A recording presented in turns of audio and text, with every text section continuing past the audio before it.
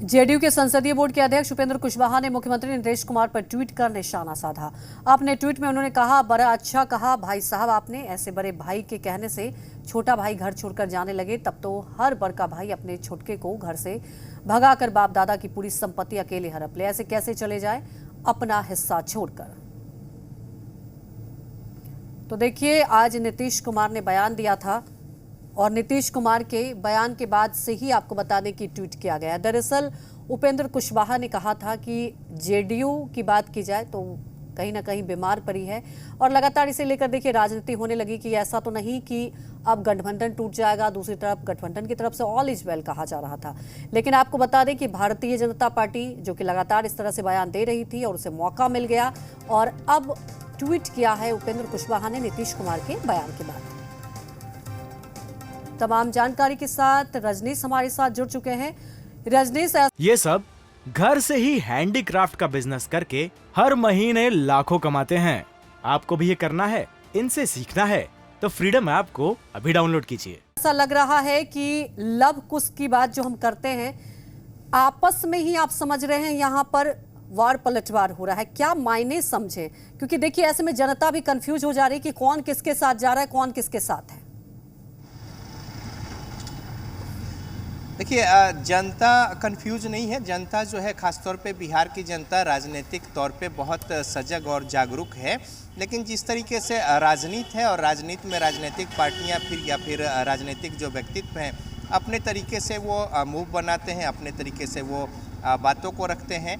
और इस कड़ी में अभी जो मौजूदा स्थिति चल रही है बिहार में, देखिए 2024 से पहले बिहार की राजनीति में बहुत कुछ अभी अंदर खाने बाकी है और 2023 का जो वर्ष है वो हैपनिंग घटनाक्रम का वर्ष जो है वो कहा जा सकता है। राजनीतिक जो ताने बाने हैं, समीकरण है और इसके अलावा जो हिसाब किताब है उसके लिहाज से, और मानगी जो है पिछले वर्ष भी देखने को मिली जिस तरीके से यहाँ पे अचानक से सत्ता का परिवर्तन हुआ। बिल्कुल, इसीलिए आपको रोकना चाहूंगी रजनीश, आगे चर्चा करेंगे आपके साथ। यही बड़ा सवाल उठ जाता है कि कब कौन किसके साथ आ जाता है। ठीक है, बिहार की जनता बहुत अवेयर है, बहुत जागरूक है, लेकिन आज जनता भी चाहती है ना कि उसको रोजगार मिले, उसके मुद्दों पर बातचीत हो। लेकिन यहाँ तो हर समय गठबंधन को लेकर बात होती है, तो जनता कितनी भी जागरूक रहेगी एक वक्त कंफ्यूज हो जाएगी कि आखिर उसका विकास कैसे होगा और उसका नेतृत्व कौन करेगा। बड़ा सवाल ये जो हो रहा है, क्या आपको लगता है आने वाले चुनाव को लेकर ये एक तरीके से हम कह सकते हैं माहौल बनाया जा रहा है?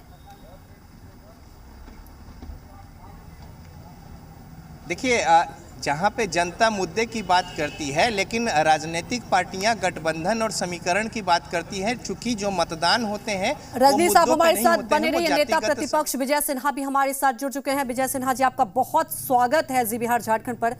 विजय सिन्हा जी, मुझे लगता है आप ज्यादा अच्छे से बता पाएंगे। अभी हम यही चर्चा कर रहे हैं कि क्या हो रहा है बिहार में, कब कौन जा रहा है, क्या लगता है ये हम लोग मान लें कि फिर से नीतीश कुमार के साथ आप लोग मिलने वाले हैं?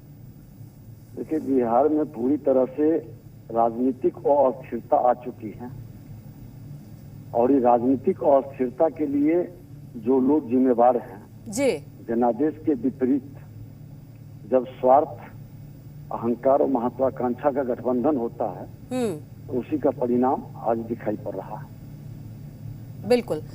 तो विजय सिन्हा जी, अब अगर नीतीश कुमार आना चाहते हैं भारतीय जनता पार्टी के साथ, या भारतीय जनता पार्टी क्या अभी भी इच्छुक है कि अगर नीतीश कुमार साथ में आए तो आप लोगों को कोई परेशानी नहीं होगी?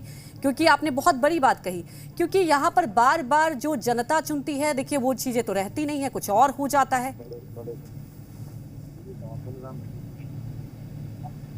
विजय सिन्हा जी, हेलो जी सर, आप तक मेरी आवाज पहुंच पा रही है? हाँ, फिर से दोहराया जाए। जी सर, मेरा सवाल यह है कि क्या अभी आप लोग स्वागत कर लेंगे अगर नीतीश कुमार आपके साथ आना चाहे? क्योंकि उपेंद्र कुशवाहा तो बार बार ये बयान दे रहे हैं और आपने एक बहुत बड़ी बात उठाई है।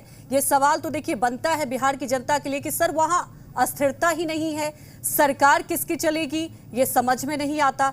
तो आपको नहीं लगता है कि एक स्थिर सरकार चाहिए किसी भी राज्य के लिए? लेकिन निश्चित तौर पर किसी भी राज्य की प्रगति के लिए अस्थिर सरकार निश्चित तौर पर होनी चाहिए। और आज दुर्भाग्य से बिहार के अंदर जो राजनीतिक अस्थिरता आई है, इससे प्रशासनिक अराजकता और भ्रष्टाचार चरम पर पहुंचा हुआ है, अराजकता का वातावरण बना हुआ है। जी बिल्कुल। ये बहुत ही विचित्र स्थिति बिहार के अंदर बन रही है। और जिस कैबिनेट के मुख्यमंत्री माननीय नीतीश कुमार जी हैं, उनके मंत्री जिस तरह से धार्मिक और जातीय उन्माद पैदा कर रहे हैं, जिसके कारण समाज में एक तनाव बन रहा है, इसका खामियाजा कहीं न कहीं विकास की शांति और प्रगति पर बनेगा।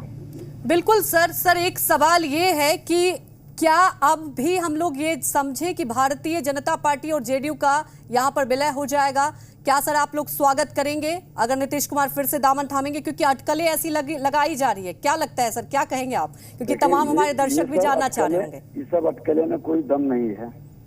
ये हमारा केंद्रीय नेतृत्व जी राष्ट्रहित, राष्ट्रवाद और देश के प्रधानमंत्री नरेंद्र मोदी जी का जी जो महामंत्र है, सबका साथ, सबका विकास, सबका विश्वास, सबका प्रयास जी, इसको जो ग्रहण करेगा उसी को भाजपा में जगह मिलेगा जी।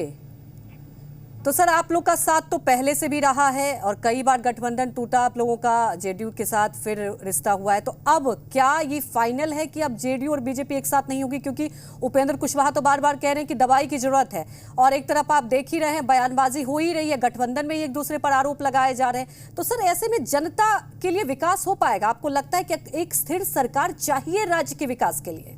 निश्चित तौर पर इनके नेतृत्व, ये जनादेश इनको मिला नहीं था। हाँ, ये जनादेश देश के प्रधानमंत्री नरेंद्र मोदी जी के नाम पर मिला था जी, लेकिन जनादेश का अपमान करके चोर दरवाजे से जिन लोगों को बैठाया है, जनता ने जिसे नकार दिया था, उनको ला करके ये फिर से जंगल राज को जनता राज बताकर गुंडा राज में बदल रहे हैं।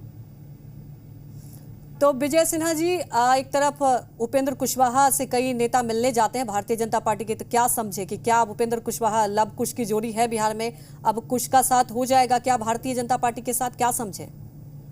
राजनीति में मिलना जुलना व्यक्तिगत संबंध के ऊपर निर्भर करता है। हाँ, उसका कोई मायने नहीं है जी, लेकिन माननीय उपेंद्र कुशवाहा जी वरिष्ठ नेता हैं और जदयू को सच से जब सामना करा रहे हैं, जब सच का आईना दिखा रहे हैं जी, तो सच का आईना अहंकार में लोग देखना नहीं चाहते, और जिस तरह से उनको अपमानित कर रहे हैं जी, तो बड़े भाई छोटे भाई का नेचर सिग्नेचर बदलता नहीं है, उनका यही स्वभाव रहा है।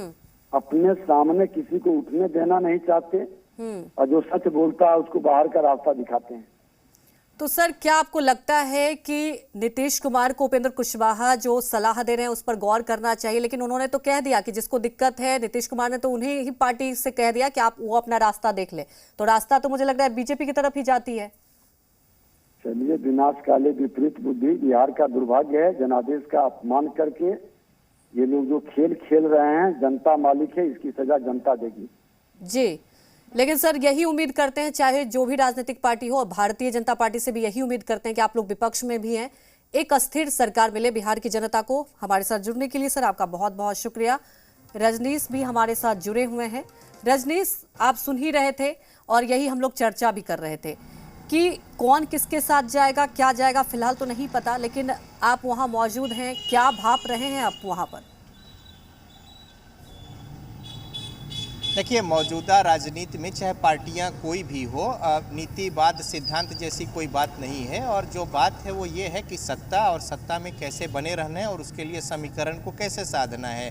और इसी की परिणति है कि अभी जो देख रहे हैं, चाहे कोई पक्ष में बयान दे रहे हो या विपक्ष में, और यही लोग हैं जब स्थितियां बदलती है तो उसी बात को दूसरे तरीके से करते हैं, चाहे वो आरजेडी हो, जेडीयू हो, बीजेपी हो या फिर कांग्रेस हो। हाँ। तो इसमें नीति सिद्धांतवाद जैसी कोई बात नहीं है। अब 2024 को साधना है बीजेपी को, और 2025 को साधना है जो स्थानीय यहाँ पे पार्टियां हैं उनको। तो ऐसे में किसके लिए क्या कुछ मुफीद होगा, ये नफ़ा नुकसान लगातार चल रहा है। और इसी कड़ी में उपेंद्र कुशवाहा और जो पार्टी के बीच की जो बातें हैं वो यहाँ पे देखने को मिल रही हैं कि यहाँ पे जिस तरीके से ट्वीट सामने आ रही है और सार्वजनिक तौर पे सोशल मीडिया पे या फिर खुलकर बयानों में भी जिस तरीके से बातें हो रही हैं, ये इसी घटनाक्रम की कड़ी में एक तरीके से कहें कि ये शुरुआती बातें हैं, और आगे बहुत कुछ अंदर खाने बाकी है, जो समय के अनुसार राजनीति में चाल जो है वो चली जाती है, और राजनीति में कुछ भी अस्थायी नहीं होता है। तो कोई भी कहीं जा सकता है, रह सकता है, बैठ सकता है, चूंकि नीति सिद्धांतवाद जैसी कोई बात नहीं बहुत है। बड़ी बात और आपने उसी कही, कड़ी राजनीति उपेंद्र में कोई कुशवाहा अस्थाई भी नहीं कह होता, रहे लेकिन हैं। बिहार के सियासी समीकरण को समझे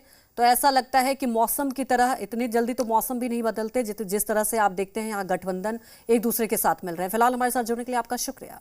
ये सब घर से ही हैंडीक्राफ्ट का बिजनेस करके हर महीने लाखों कमाते हैं। आपको भी ये करना है, इनसे सीखना है तो फ्रीडम ऐप को अभी डाउनलोड कीजिए।